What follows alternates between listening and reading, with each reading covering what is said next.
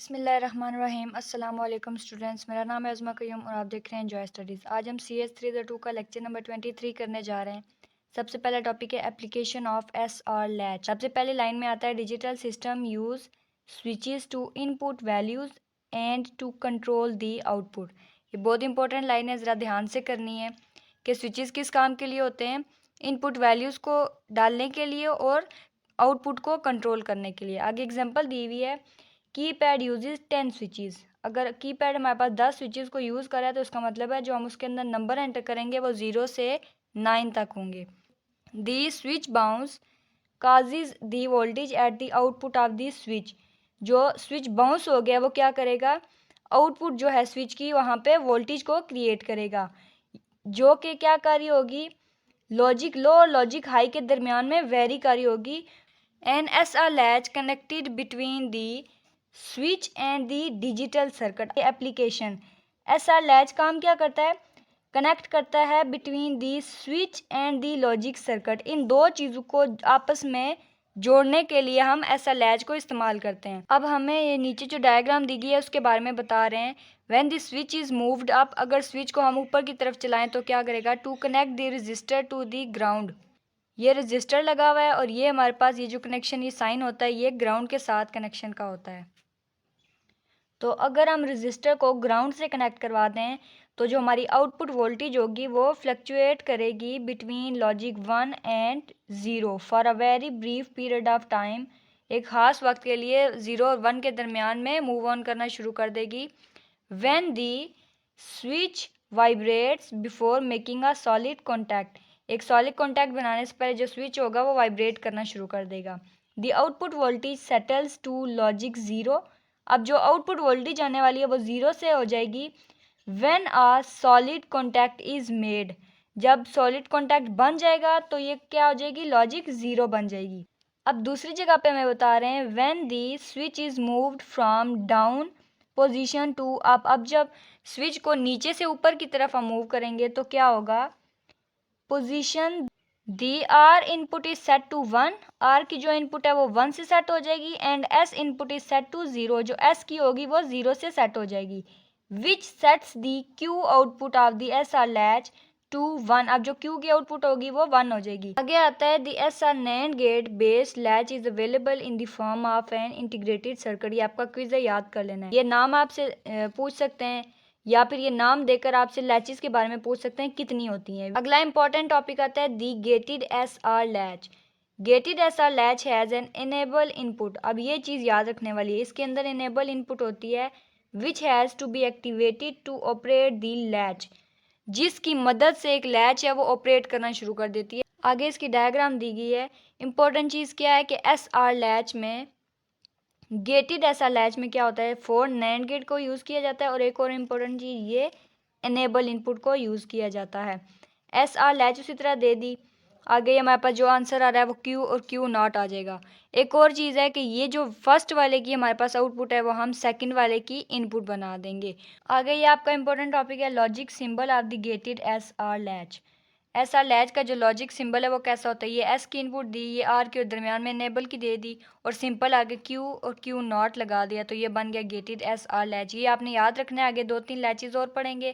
اب gated S R latch کا ہمارے پاس آتا ہے ٹروتھ ٹیبل، اس میں سے لازمی کوئی نہ کوئی کوئز آپ کا آ جاتا ہے۔ انیبل ایس آر اور آگے اس کی آؤٹ پٹ، تو کوئی نہ کوئی اس میں سے چیز دی ہوتی ہے اور ایک مسنگ کر کے ہم سے پوچھ لیتے ہیں کہ اس کا ریزلٹ کیا ہوگا۔ اب یہ دیکھیں انیبل ای این کو جو ہم پیچھے پڑھ کے ہیں، اگر ہم 0 کریں ایس آر دونوں کو ایکس لکھ دیں، اس کا مطلب یہاں پہ کوئی کام نہیں ہو رہا، تو جو ریزلٹ آئے گا وہ ہوگا کیو T.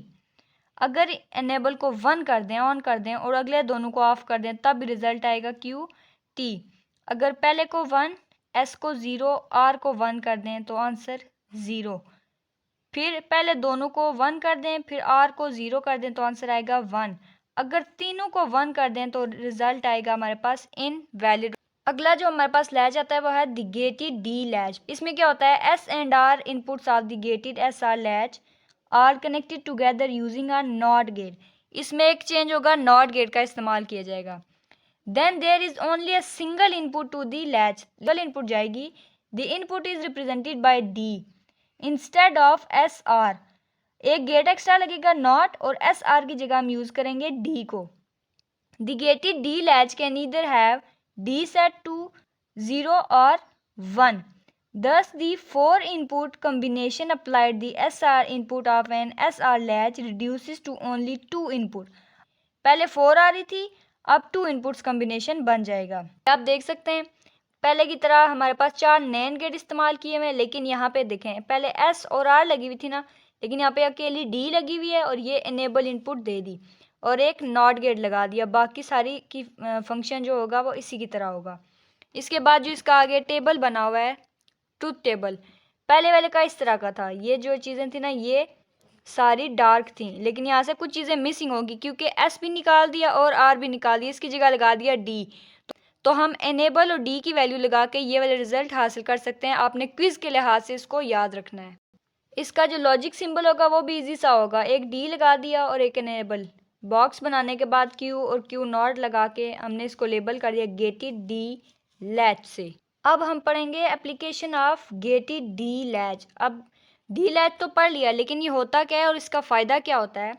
D latch is available in the form of an integrated circuit, IC की फॉर्म में अवेलेबल होता है। अब ये नाम दे के आपसे पूछा जा सकता है कि इसके कितने D लैचेस होते हैं। Which can be used independently. The gated D latch can be used to store binary information. सबसे इंपॉर्टेंट लाइन क्या होती है, जो D लैच होता है वो बाइनरी इंफॉर्मेशन के 0 और 1 की इंफॉर्मेशन को सेव करने के लिए इस्तेमाल किया जाता है। नेक्स्ट जो टॉपिक है इंपॉर्टेंट है एज ट्रिगर्ड फ्लिप फ्लॉप। इससे रिलेटेड क्वेश्चन शॉर्ट आ सकता है, लॉन्ग भी आ सकता है। अगर ये दोनों ना आए क्विज तो हर हाल में आएगा, लिहाजा इसको ध्यान से करना है। Flip flops are synchronous bistable devices, ये इंपॉर्टेंट क्विज है, known as bistable multi vibrators.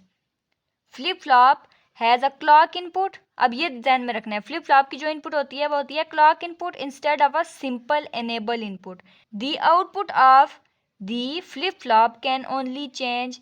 अब इसकी जो आउटपुट है कब चेंज होगी, when appropriate input are applied at the S and R input. S और R की इनपुट की जगह अगर अप्रोप्रिएट इनपुट डालेंगे तब ही इनकी आउटपुट चेंज होगी, अदरवाइज नहीं होगी।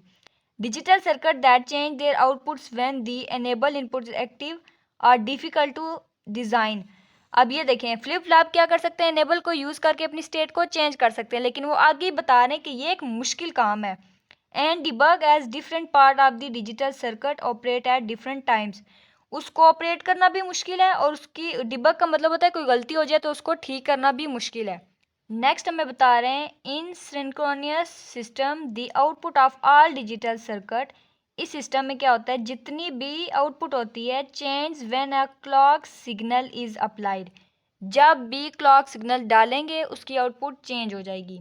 Instead of the enable signal, उसमें हम इनेबल सिग्नल नहीं डालेंगे क्योंकि ऑलरेडी हम पढ़ चुके हैं कि उनमें कोई ना कोई प्रॉब्लम क्रिएट हो जाती है। अब जो ऊपर हमने एक टॉपिक पढ़ा है एज ट्रिगर्ड फ्लिप फ्लॉप, अब उसकी 3 इकसाम पढ़ेंगे कौन कौन सी होती है। पहली होती है SR, दूसरी होती है D और तीसरी होती है JK। Each flip flop has 2 variation. Her flip flop में 2 तरह की वेरिएशन होती हैं जो कि इधर पॉजिटिव एज हो सकती हैं या फिर नेगेटिव एज हो सकती हैं। Positive edge triggered flip flop क्या होता है, change its state on a low to high. अब ये चीज़ याद रखनी है, पॉजिटिव है तो लो टू हाई और अगर नेगेटिव है तो हाई टू लो। बस ये इंपॉर्टेंट चीज़ याद रखने वाली है। अब यहाँ पे हमें डायग्राम दी गई है पॉजिटिव क्लॉक एज की, इसको हम याद कैसे रख सकते हैं। ये क्लॉक इनपुट लगी हुई है, ये आगे नॉट गेट है तो इसी क्लॉक का हमने इन्वर्स ले लिया, लेकिन इसमें जो याद रखने वाली चीज़ है वो है एंड गेट। इसमें एंड गेट इस्तेमाल होगा और रिजल्ट के तौर पे आ जाएगा क्लॉक पल्स। इसकी जो हमारे पास टाइमिंग डायग्राम होगी वो इस तरह होगी।